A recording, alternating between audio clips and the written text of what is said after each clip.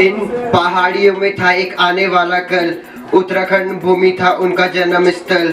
थे वो यहाँ के गांधी, नाम था उनका इंद्रमणि बडोनी। 1961 में गांव में प्रधान बने, अपने उत्तराखंड के लिए बहुत आंदोलन लड़े। 1980 में दल में बने एक सदस्य खोल दिए उन्होंने सबके रहस्य, उन्होंने अपनी छाप छोड़ी, यहीं अपनी सांप छोड़ी। सबको दिए ज्ञान बन के एक पहचान, जैसे नीला आसमान सबका करते सम्मान, या हो उसके छोटे काम या हो उसके बड़े नाम। आज भी याद करता है उनको ये जहां, उनकी आत्मा को शांति दे भगवान। है वो इस दीवार में, है वो इस पेड़ में, है वो तेरे गांव के उस खेत में। तू भी उनकी तरह बन, लाइफ में संभल के चल, या हो तेरा कल या कल हो तेरा अंत। तू भी है किसी का सन, ऊंचा उसका नाम कर, फल की चिंता मत कर, सबर का होता मीठा फल, तू भी उनकी तरह बन।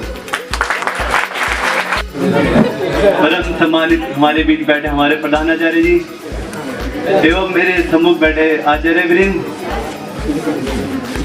एवं मेरे सामने बैठे मेरे छोटे एवं बड़े भैया और बहनों,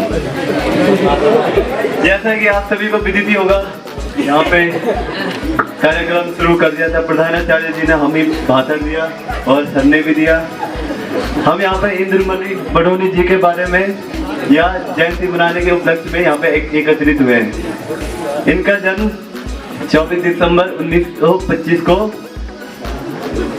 अकोड़ी गांव में हुआ। ये हमारे उत्तराखंड के रहने वाले हैं, इतना तो सभी को पता ही होगा। और इनकी जो प्रारंभिक शिक्षा थी ये अकोड़ी गांव से प्रारंभ हुई। उसके बाद ये नई टिहरी प्रताप इंटर कॉलेज नई टिहरी में इन्होंने अपनी टिहरी में इन्होंने पुरानी टिहरी इन्होंने अपनी उच्च शिक्षा प्राप्त की, हाई स्कूल एवं इंटरमीडिएट की।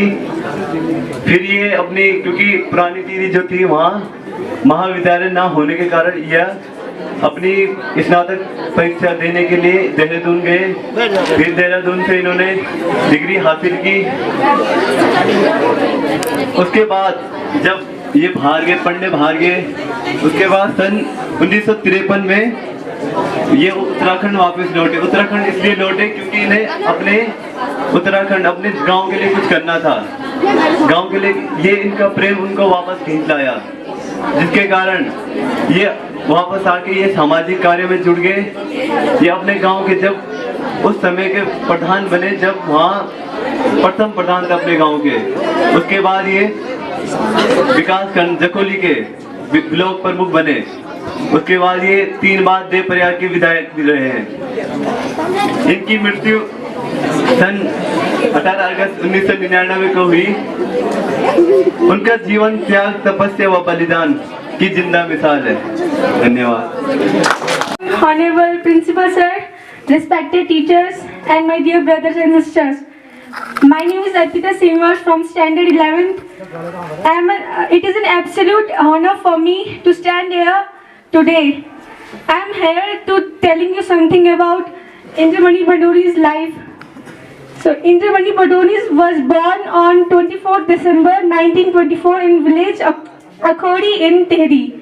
He is popularly known as Gandhi of Uttarakhand for leading a historical movement for the creation of Uttarakhand state.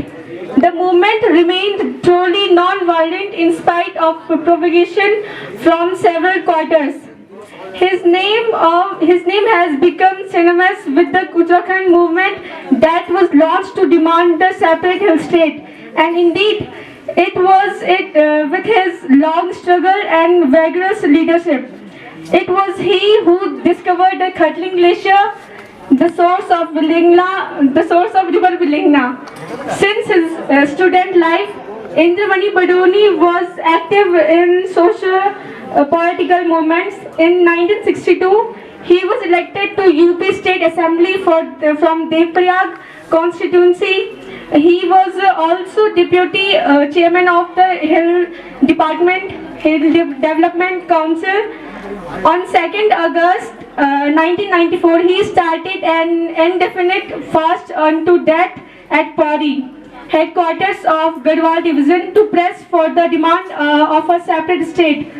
Thoreau had also tried to make the masses understand how important it was to make sacrifice for the people and their welfare. On August 7, 1994, he was forcibly sent to the Meerut jail and later shifted to the AIIMS in New Delhi for treatment, where he was forcibly discharged. His last words for the supporters of Uttarakhand movement was, "The people of Uttarakhand must not feel defeated and keep on the flag of their cause flying high till they achieve their goal." He had said in this last message to the people who he loved the most. His arrest enraged the people and the movement gained momentum, resulting in the creation of Uttarakhand on 9th November 2000.